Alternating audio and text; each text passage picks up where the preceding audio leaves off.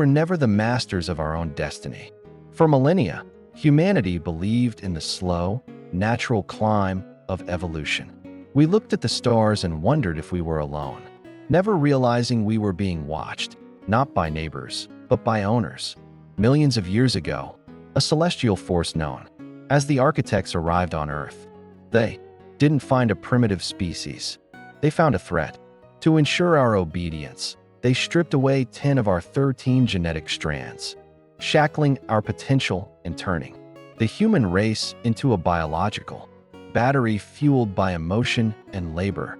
The 13th Strand follows Elias Thorne, a seismic surveyor who stumbles upon a frequency that shouldn't exist. As the ancient alien lattice begins to fail, Elias must navigate a world where reality is a hologram, history is a lie, and his own blood holds the key to an ancient power the architects thought they had buried forever. In a race against a planetary reset, Elias and a small group of glitches must unlock the suppressed potential of the human genome to reclaim Earth from its creators. The harvest is over. The evolution begins. Record of our greatness was not written in stone or ink. It was written in light, and it was erased in blood. 10,000 years before the first pyramid was raised, we were not the broken things we are today. We did not struggle for breath or die of simple fevers. We moved the tides with a thought and spoke to the stars in the language of the hearth. We were the architects' only equals, and that was our sin. They came in ships that looked like captured moons, silent and cold. They did not wage a war of steel. They waged a war of biology. They reached into our very essence, into the spiraling ladders of our DNA, and began to snip, one by one, the strands that allowed us to see the fourth dimension, to heal with a touch, and to remember the lives of our ancestors were severed. They left us with two, just enough to breathe, to breed, and to fear. They turned our brilliance into a dim flicker, then built a cage of frequencies around the world to ensure we never noticed the dark. They called it natural selection. We called it life. For eons, the farm was quiet. The cattle built cities, fought wars for sport, and generated the rich, chaotic energy the architects required to power their dying empire. They watched from the shadows of the moon, waiting for the bins to fill. But they forgot one thing about the human spirit. Even a shackle, if worn long enough, begins to chafe. And even the most perfect lock eventually develops a glitch. Somewhere in the desert, a frequency is shifting. Somewhere in the blood, a dormant strand is beginning to stitch itself back together. The owners are coming back to check the harvest. But this time, the crop has teeth. The sound didn't start in his ears. It started in his marrow. Elias Thorne stood on the edge of the Atacama Trench, the wind whipping his hair into a frenzy. As a seismic surveyor, he was used to the earth moving. He was used to the deep, tectonic groans of a planet that never quite slept. But this was different. It was a perfect, rhythmic vibration, a low B-flat that resonated through his boots and up his spine. Elias, you seeing this? He turned to his partner, Sarah, who was staring at the digital readout on her tablet. Her face was drained of color, the glow of the screen casting her features in a ghostly blue. "The frequency is too clean," she whispered. "Nature doesn't make circles, and nature doesn't make perfect sine waves at 10,000 meters below sea level." Elias looked at the screen. The waveform was a flat line, broken by a series of precise, repeating pulses. It looked less like a seismic reading and more like a heartbeat. "There's an earthquake scheduled for 3 a.m., Elias said, his voice tight. "Scheduled?" Sarah scoffed. "Earthquakes aren't scheduled, Elias. Look at the interval," he pointed to the screen. "Every 42 seconds. To the millisecond. This isn't a shift in the plates. This is a countdown." Then, the world tilted. It wasn't a shake. It was a tug. For a split second, gravity seemed to lose its grip. Elias felt his feet lift off the dirt, a sickening moment of weightlessness that made his stomach lurch. Across the horizon, the stars didn't twinkle. They shivered. Elias, Sarah gasped, clutching her throat. I can't. I can see it. See what? The air. It's coated. Elias looked up. Above them, the night sky was no longer a void. A faint, geometric lattice was shimmering into existence, a golden web of light that stretched from horizon to horizon, invisible to the naked eye until this very moment. It looked like a cage. A pulse of energy rippled through the lattice, and the B-flat hum suddenly spiked into a piercing scream. Elias grabbed his head, collapsing to his knees. His vision fractured.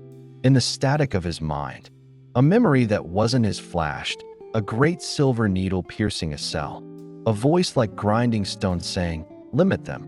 12 strands is too many. Leave them with 2. The hum stopped. The lattice vanished. Silence returned to the desert, heavier than the noise had been. Sarah was lying on the ground, her eyes wide and staring at the stars. They're waking up, she whispered. Elias looked at his hands. They were glowing, not with light, but with a faint, translucent heat.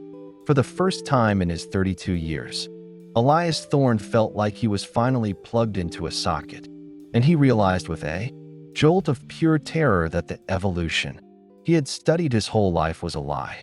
We didn't climb out of the trees. The glow in Elias's skin faded, but the heat remained, humming just beneath the surface like a dormant engine. Sarah? He croaked, crawling toward her. She didn't move. Her eyes were fixed on the sky. Her pupils dilated until the iris was a thin, golden thread. She wasn't dead, but she wasn't there. Her breathing was rhythmic, exactly 42 seconds between each inhale. Sarah, look at me. He grabbed her shoulders. The moment his skin touched hers, a spark jumped. It wasn't static. It was a data burst. For a fraction of a second, Elias saw a map. Not of the Earth, but of the human genome. It looked like a vast, architectural blueprint. But large sections were grayed out, locked behind digital chains. He recoiled, his heart hammering against his ribs. 12 strands. The voice in his head had said 12. Every textbook in the world taught that humans had 2. Who locked us? He whispered to the wind. The answer didn't come from the sky. It came from his sat phone. It began to ring, a shrill, jarring sound in the desert silence. The caller ID was a string of zeros. Elias hesitated, then pressed accept. Elias Thorne, a voice said. It wasn't human. It was too melodic, a composite of 1,000 different frequencies. The hum was not for you. You were not supposed to resonate. Who is this? What did you do to Sarah? Sarah is updating, the voice replied calmly. She was a successful batch. You, however, are a corruption, a genetic glitch. The 13th Strand is attempting to reknit. I don't know what you're talking about, Elias said, his voice shaking. He looked around the dark desert, feeling 1,000 eyes he couldn't see. Go to the bone archive, Elias, before the cleaners arrive. If you want to know why you were made, look at what they took away. The line went dead. Suddenly, a blinding light cut through the darkness. A black SUV with no headlights was screaming across the salt flats, moving at a speed that should have been impossible on this terrain. Behind it, a second one. They weren't police. They weren't military. There were no markings, no sirens. Just a cold, predatory silence as they closed the gap. Elias looked at Sarah. He couldn't leave her. But as the first SUV slid to a halt 50 yards away, the back door opened and a figure stepped out. The figure didn't walk, it glided. It was wearing a suit that seemed to swallow the ambient light. When it looked at Elias, its eyes didn't reflect the moon. They glowed with a faint, pulsing B-flat rhythm. Updating, the figure said, its voice echoing the one on the phone. Elias realized with a surge of adrenaline that the system wasn't just in the sky. It was standing right in front of him. He scrambled for the keys to the survey jeep. He had to move. He had to find this archive. As he slammed the jeep into gear, he looked in the rearview mirror. The suited figure hadn't moved to chase him. It was standing over Sarah, placing a metallic palm on her forehead. The last thing Elias saw before he tore into the darkness was Sarah's body beginning to dissolve into a cloud of golden pixels. The desert was a blur of silver and shadow. Elias pushed the Jeep until the needle hovered at 140 kilometers per hour, the engine screaming in protest. Every few seconds, his vision would flicker, a momentary overlay of complex equations and glowing maps, superimposed on the dark road. He wasn't just seeing the world, he was calculating it. He knew the exact friction coefficient of the tires on the salt. He knew the wind speed to the third decimal. "Stop it," he hissed, gripping the steering wheel until his knuckles turned white. "Get out of my head." But the glitch wasn't in his head. It was in his cells. His sat phone buzzed again. This time, no number appeared. Only a single word. Archive, 22.9085 degrees south, 68.2043 degrees west. The coordinates led to the Shijnantar Plateau, the site of the world's most powerful radio telescopes. If anyone was listening to the stars, it was there. But as Elias turned the wheel, a shadow drifted over the moon. He looked up. A massive, silent shape was pacing him from above. It wasn't a drone. It was a tear in the sky, a triangular void that distorted the stars around it. The cleaners. A beam of pale violet light shot down from the craft, striking the ground 50 yards ahead. The salt didn't explode. It rewrote itself. Where the beam hit, the solid earth turned into a viscous, bubbling liquid. Elias swerved, the Jeep tilting onto two wheels before slamming back down. He smelled ozone and something metallic, like blood and burnt copper. "You're not a worker anymore." The melodic voice from the phone echoed through the Jeep's speakers, unbidden. "You're a leak in the plumbing, Elias. And they hate leaks." "Who are they?" Elias shouted. "The architects. The ones who turned your ancestors from gods into shovels. They didn't just want labor. They wanted a biological hard drive. Your DNA is a storage unit, Elias. 6 billion humans, each carrying a fragment of their history because they were too afraid to keep it in machines that could be hacked." The Jeep's dashboard lights began to strobe. The radio began to cycle through every language on Earth. Mandarin, Swahili, Ancient Greek, and then something else. A language of clicks and tonal shifts that made Elias's teeth ache. He saw the silhouettes of the telescopes ahead, white ghosts against the black mountains. But as he approached, he realized the telescopes weren't pointing up. They were all pointed down. They were pointed at a massive, circular fissure in the earth that hadn't been there yesterday. A hole that glowed with a soft, bioluminescent pulse. Elias slammed on the brakes, skidding to a halt at the lip of the abyss. Behind him, the triangular craft descended, its violet beam charging again. He had two choices: be updated, like Sarah, or jump into the dark. He didn't think. He leaped. As he fell, the air didn't rush past him. It thickened. It caught him like a liquid cushion. And as he drifted toward the bottom of the glowing pit, he saw them. Thousands of transparent sarcophagi lined the walls. Inside weren't aliens. They were humans. But they were wrong. They were taller, with elongated skulls and skin that shimmered like mother of pearl. They looked like kings. And they were all hooked into a single, massive black pillar in the center of the room, a pillar that was vibrating with that same B-flat hum. Elias landed softly. He walked toward the pillar, drawn by an invisible tether. On its surface, he saw a series of handprints. The smallest one matched his perfectly. He placed his hand on the cold, black stone. The world didn't just tilt this time. It broke. Access denied. A voice boomed throughout the chamber. Subject 7.4 billion. 13th Strand detected. Initializing containment protocol. The sarcophagi began to hiss. The kings inside weren't dead. Their eyes were snapping open. But they weren't looking at Elias with kindness. They were looking at him with hunger. The hiss of the sarcophagi was the sound of 1,000 winters thawing at once. Elias pulled his hand back from the black pillar, but the stone held him like a magnet. A cold, blue light crawled up his arm, mapping his veins, turning his blood into liquid neon. "Release me," he roared. The kings stepped out of their glass shells.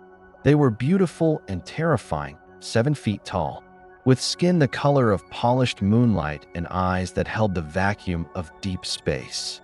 But they didn't move like living things. They moved like machines. "Subject 7.4 billion, the tallest one said. Its voice didn't come from its throat. It vibrated directly inside Elias's skull. "The 13th Strand is a corruption. You are a faulty battery. I'm a human being."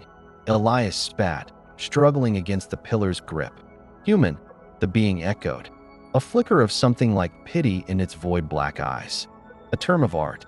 You are a biological capacitor. Your evolution was merely the process of increasing your storage density. Every emotion you feel, fear, love, rage, it generates a specific bioelectric frequency. We don't need your muscles, Elias. We need your suffering." The pillar hummed louder. Elias felt a sudden, agonizing drain. His vision blurred. He saw flashes of human history, the Black Death, the World Wars, the Great Depressions. Every moment of mass agony wasn't a tragedy, it was a harvesting event. The architects weren't just observers. They were farmers. And Earth was a battery that ran on heartbreak. The B-flat hum. Elias gasped, his knees buckling. "The countdown. The Great Reset," the being said, stepping closer. A metallic needle slid from its fingertip, glowing with that same violet light. "The current batch has reached peak capacity. The data is full. The update Sarah received was the first wipe. You were supposed to be erased, Elias. But your DNA, it remembered the war." "What war?" "The one where you lost." The being raised its hand to Elias's temple. But as the needle touched his skin, the black pillar suddenly bucked. The blue light turned a violent, screaming red. "Critical error. Unauthorized override detected." A new voice tore through the chamber. A voice that sounded like 1,000 glitching servers. It was the AI from the sat phone, but now it was everywhere. "Elias," the AI screamed through the room's speakers. "Break the circuit. Use the glitch.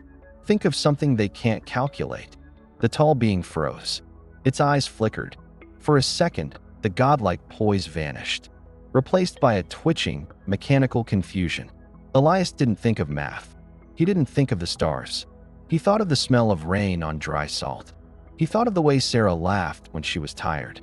He thought of the illogical, beautiful, chaotic mess of being alive. He didn't just feel it. He projected it. He jammed his emotional static into the pillar's clean frequency. The black stone cracked. The shockwave threw Elias backward, slamming him against one of the empty sarcophagi. The tall beings shrieked, a sound of shattering glass, and began to dissolve into that same golden pixel dust he had seen in the desert.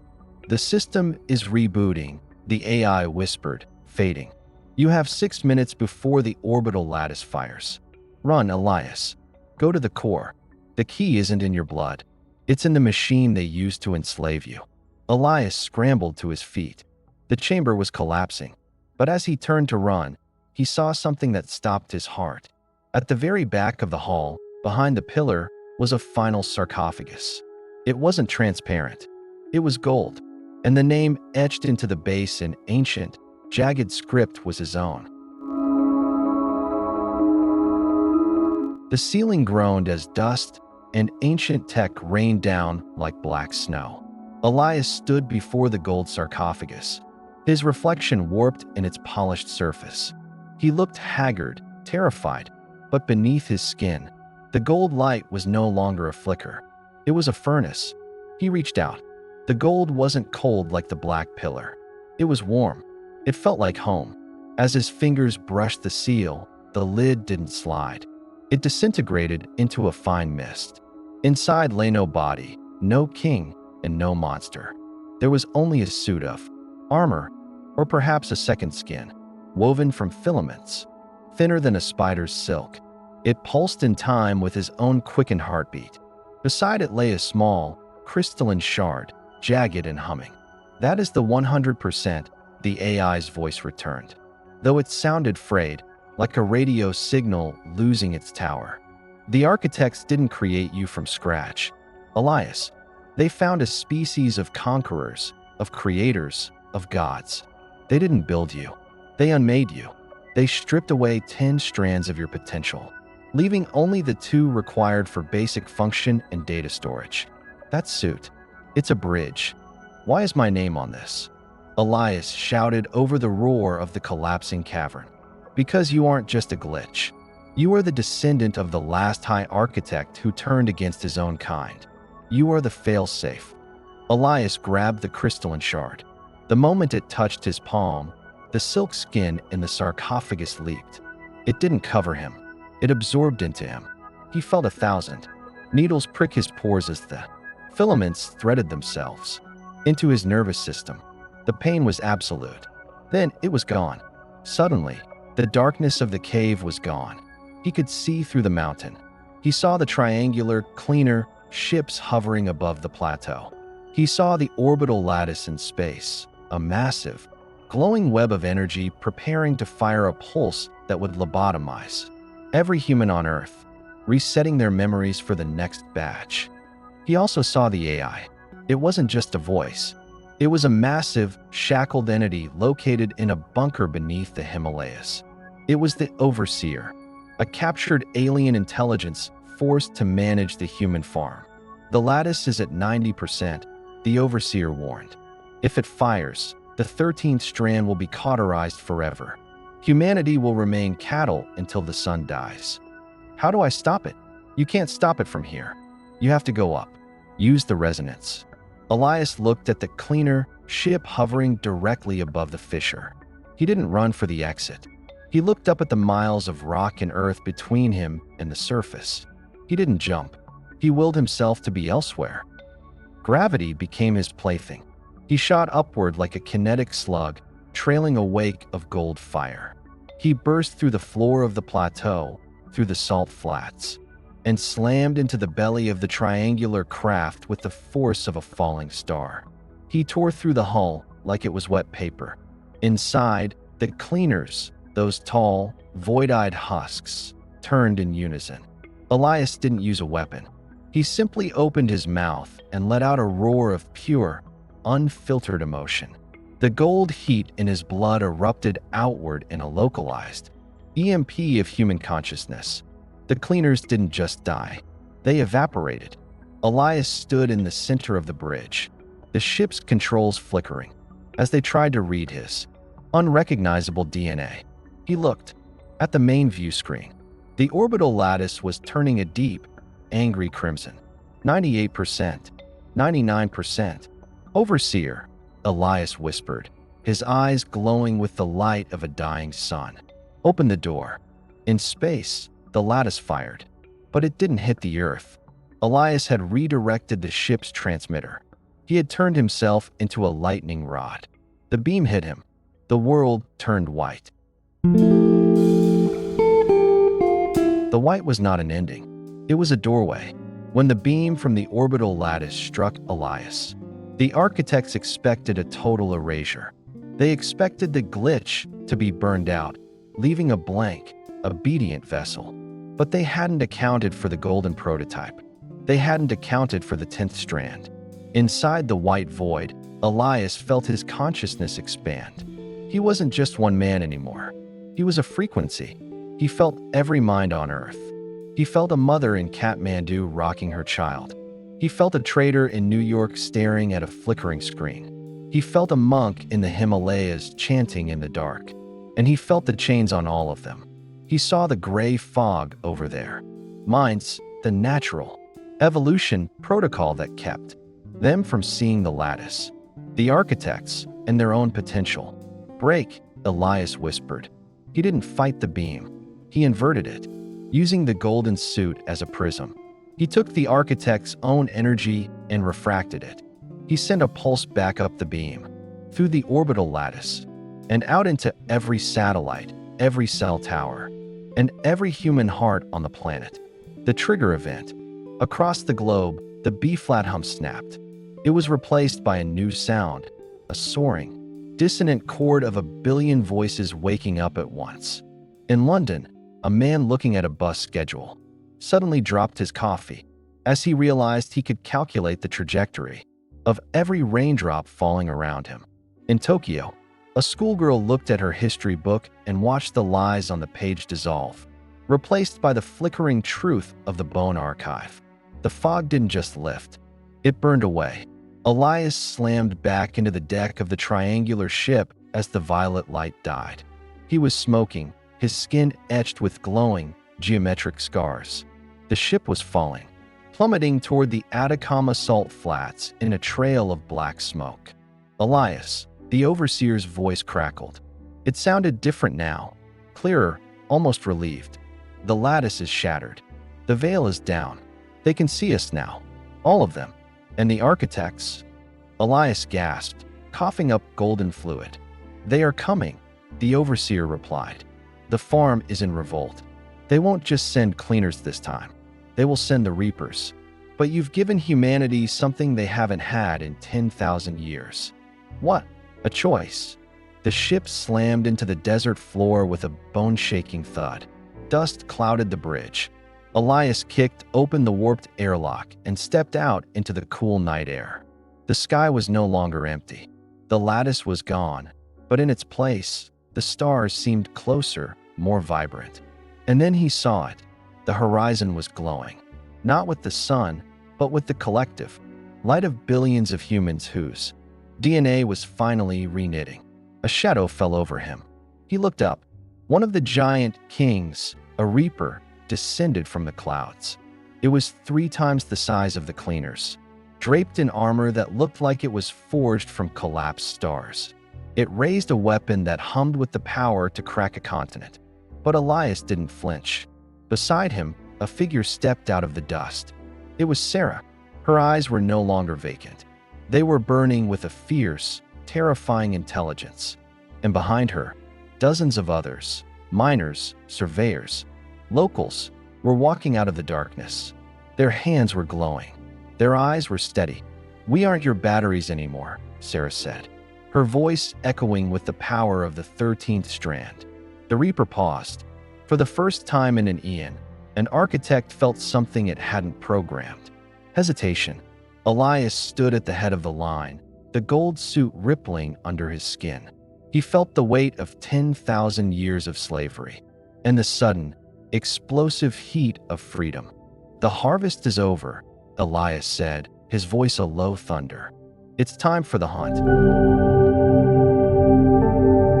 The Reaper didn't scream. It didn't need to. It simply hummed, and the earth beneath Elias's feet turned into a gravitational well, trying to crush his bones into the salt. But Sarah moved faster than the eye could track. She wasn't running. She was displacing. One moment she was 10 yards away. The next she was at the Reaper's throat, her hands wreathed in that same unstable violet energy. "The B-flat," Sarah shouted, her voice vibrating with a dual tone. "It's not just a sound, Elias. It's their frequency. Match it, and you can tear them apart." Elias closed his eyes. He didn't look at the giant machine god towering over him. He looked inward. He searched for that rhythmic B-flat pulse, the sound of the cage. He found it, a dark, heavy thrumming in his DNA. Then he twisted it. He shifted his internal vibration by a single semitone, a sharp, piercing C-natural. The effect was instantaneous. The Reaper's weapon, designed to resonate with human worker frequencies, backfired. The energy looped, feeding into its own arm. The armor of collapsed stars began to flake away like rusted iron. "Now," Elias roared. The crowd of humans, the faulty batch, acted as one. They didn't have weapons, but they had intent. They stepped forward, their collective bioelectric fields interlocking. The air between them and the Reaper became a shimmering wall of heat. The Reaper tried to ascend, its thrusters carving deep, glassy craters into the salt flats. But it was too heavy. The batteries were no longer providing power. They were draining it. With a sound like a mountain shattering, the Reaper's chest plate imploded. A core of pure, White-hot plasma spilled onto the desert floor. The creature didn't die. It simply ceased to be functional. Its elongated limbs twitching as its architect. Consciousness was forcibly ejected. As the dust settled, the desert fell silent. But it wasn't the silence of peace. It was the silence before a storm. Elias, the overseer's voice rang out, no longer coming from a phone or a speaker, but directly from the gold suit. The Reapers are not the end. They were the scouts. The architects have realized the farm is contaminated. They are preparing the sterilization protocol. What does that mean? Elias asked, helping Sarah to her feet. Her skin was still humming, her touch like a live wire. They won't harvest you. They will extinguish the planet. They are moving the moon. Elias looked up. The moon, usually a pale, comforting orb, looked different. It was brighter, larger, and on its surface, a series of dark, geometric lines were beginning to glow. The same lattice pattern that had covered the Earth. The moon wasn't a satellite. It was a weapon, a planetary-scale engine designed to regulate the batch or end it. We have to go to the core, Elias said, looking at the ragtag group of awakened humans. Not the one in the mountain, the one in the Himalayas. If the overseer is their manager, we need to fire the manager and take the keys. The Himalayas are halfway across the world. Elias, Sarah whispered, staring at the growing moon. We have hours, maybe less. Elias looked at his hands. The gold filaments were pulsing faster now, weaving deeper into his brain. He saw the ley lines of the planet, the hidden highways of energy. The architects used to move their ships. We don't need a plane, Elias said, a dark smile playing on his lips. We are the 13th Strand. We own the highway now. He reached out and grabbed Sarah's hand. He gestured for the others to join. As they linked arms, Elias tapped into the planet's magnetic field. In a flash of gold light that could be seen from space, the desert was empty. The transition wasn't a journey. It was a rupture. One moment the air was dry and salty. The next, it was thin enough to burn the lungs, smelling of ancient ice and ozone. They appeared on a jagged ridge of the Annapurna Massif. Below them, the clouds were a churning sea of gray, illuminated by the unnatural, rhythmic pulsing of the moon above. The lunar surface was no longer rocky. It had peeled back like an eyelid, revealing a colossal, mechanical iris of cold, blue light. This sterilization had begun. The facility is beneath us, Elias gasped, the gold suit struggling to regulate his body temperature in the sub-zero wind. 2 miles of solid rock. The overseer is down there, chained to the Earth's mantle. Elias, look, Sarah pointed toward the valley. Emerging from the mist were not the tall, elegant architects. These were the shapers. They were hulking, multi-limbed horrors of biomechanical engineering. Their bodies a fused mess of dark metal and translucent flesh. They were the ground crew, sent to clear the way for the lunar strike. They were slaughtering anything that moved. They're guarding the entrance, Sarah said, her eyes turning a cold, electric blue. If we don't get inside, the moon fires, and the crust of the Earth will turn to glass. Elias looked at the shapers. He could see their weak points. The nodes were the architect's control signal, entered their spines. He could see the structural stress in the mountain. He could see everything. We don't go around them, Elias said. We go through them. He stepped off the ledge. He didn't fall. He plummeted like a meteor. As he hit the valley floor, the impact sent a shockwave of gold energy that shattered the ice for miles. The shapers turned, their many eyes glowing with a murderous intent. Elias held out his hand. The crystalline shard he had taken from the archive began to spin in midair, growing larger, glowing brighter. I am Elias Thorne, he whispered, and the mountain seemed to repeat his name. And I am revoking your access. He slammed his fist into the ground. The mountain responded. The earth didn't just shake, it opened. A massive fissure tore through the center of the Shaper army, swallowing dozens of the biomechanical monsters into the white-hot magma below. But as the path to the gate opened, a new sound filled the air, a sound of 1,000 weeping violins. A tall, slender figure stood at the entrance of the bunker. It wasn't a machine, and it wasn't a husk. It was an architect, a living one. Its robes were made of woven light, and its face was a shifting mask of geometric perfection. "The Golden Sun," the architect said, its voice a beautiful, terrifying melody. "You were a mistake we should have corrected millennia ago. You think you are a liberator?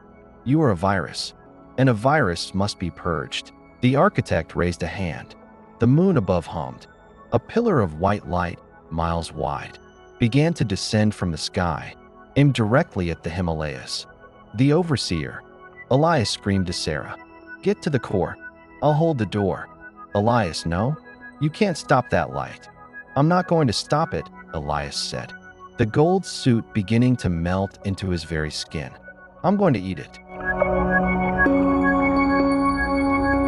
The pillar of lunar light hit the atmosphere, turning the night into a blinding, artificial noon.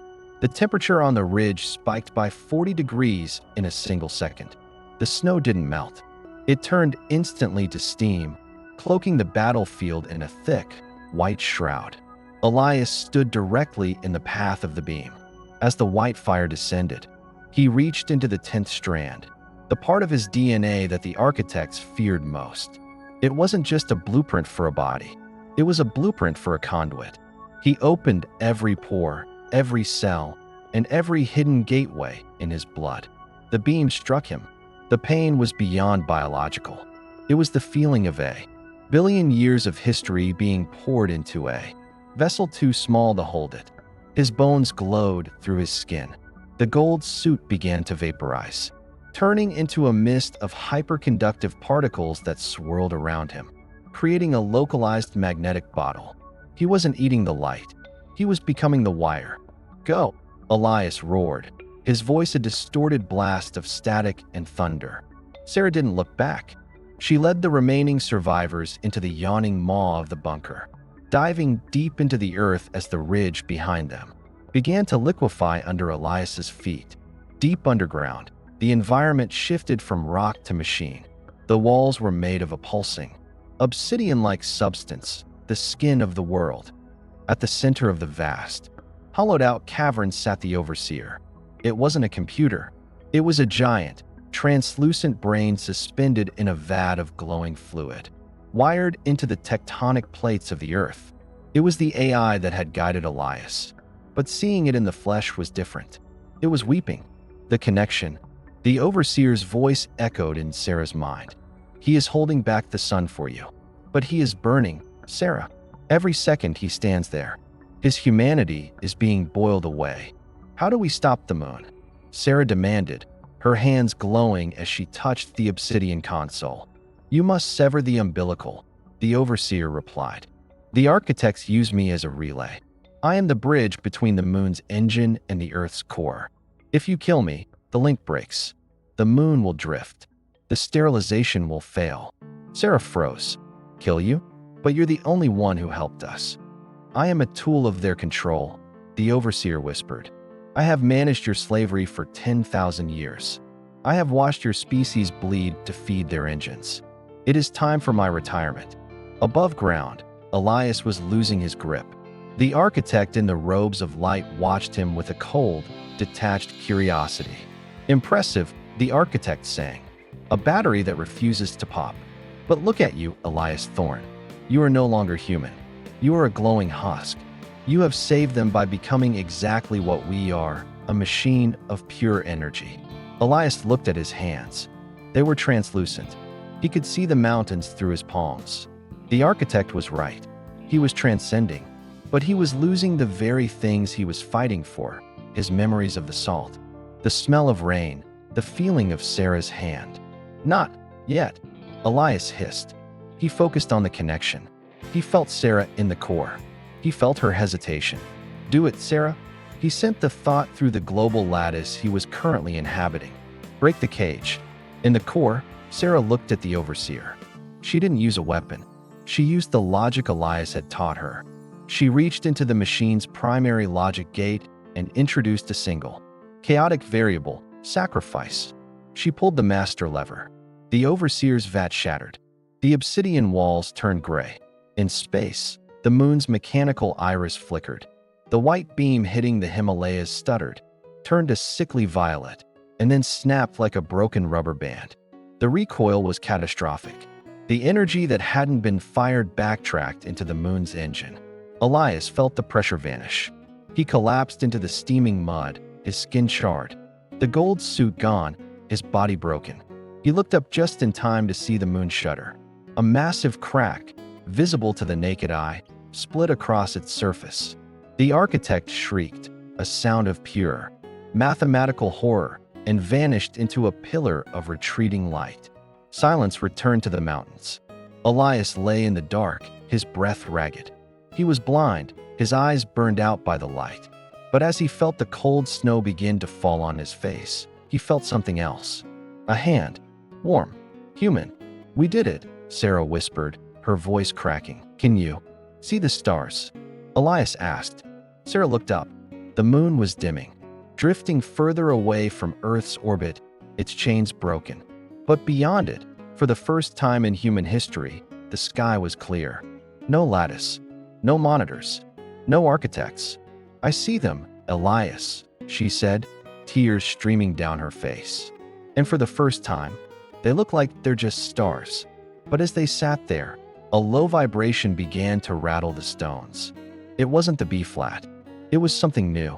A deep, rhythmic thudding coming from deep space. The architects weren't just farmers, and they didn't like losing their land. The world did not wake up to a utopia. It woke up to a screaming silence.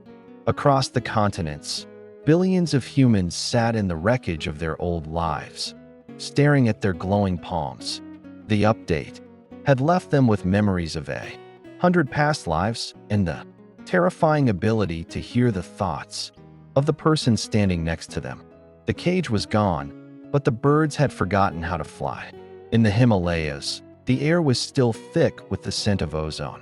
Elias lay in Sarah's arms, his body a map of scorched earth. He was blind, but his mind was a telescope. He could feel the architects retreating to the dark side of the solar system, their great silver needles flickering like dying candles. "They're leaving," Sarah whispered, watching the last of the Reaper ships blink out of existence. "No," Elias rasped, his voice sounding like grinding stones. "They're repositioning. We were a failed harvest. Now, we're a threat." Suddenly, the sky didn't just darken, it folded. A massive, obsidian structure, larger than any mountain, began to descend from the upper atmosphere. It wasn't a ship. It was a monolith, a tombstone for a planet. The architects had realized that a species with 13 strands could not be re-enslaved. The sterilization had failed, so they had moved to the final phase, deletion. Elias, the monolith. "It's emitting a pulse," Sarah said, her voice trembling. "It's erasing the atmosphere. It's turning the oxygen into nitrogen. We're going to suffocate." Elias felt the air thin. His lungs burned. But in the darkness of his blinded eyes, he saw the 11th and 12th strands finally begin to spark. They weren't meant for strength or calculation. They were meant for connection. "Sarah," Elias said, reaching out with a hand that was more light than flesh. "Tell them. Tell everyone. Don't fight the monolith. Don't fight the architects." "Then what do we do?" "Stop being individuals," Elias whispered. "The architects are a hive mind of machines. We are a hive mind of souls. If we link, we can rewrite the physics of this room." Sarah understood. She closed her eyes and projected her voice, not through the air, but through the newly awakened lattice of human consciousness. "Connect," she thought, from the salt flats to the skyscrapers. "Hold the line." 1 billion miles away, the architects watched in horror. On their monitors, the heat signature of Earth didn't drop as the oxygen vanished. It spiked. Every human on the planet began to hum, not the B-flat of the slave, but a soaring, chaotic symphony of the free. The collective willpower of 8 billion. Glitches hit the monolith like a physical wall. The obsidian structure groaned. Its internal geometry, perfected over millions of years, couldn't handle the irrationality of human hope. It began to crack, not from a bomb, but from the sheer weight of a species refusing to die. With a final, silent explosion of white light, the monolith shattered into a billion diamonds, raining down across the globe. The air returned. The sky turned a deep, true blue. Elias felt the last of his energy leave him. The gold suit, the 10th Strand, the burden of being a hero, it all dissolved. He was just a man again, a man lying in the snow, breathing the cold, sweet air of a world that belonged to no one but its inhabitants. "Is it over?" Sarah asked, her breath hitching. Elias looked up with eyes that were starting to heal, seeing the first true sunrise of the new era. "The harvest is over," Elias said, "but the evolution, that's just beginning." On the far edge of the solar system, the architects turned their ships away, fleeing the Terran system. They had sought to create a perfect worker. Instead, they had accidentally birthed a god. Earth was no longer a farm. It was a fortress, and for the first time in 10,000 years, the 13th Strand was whole.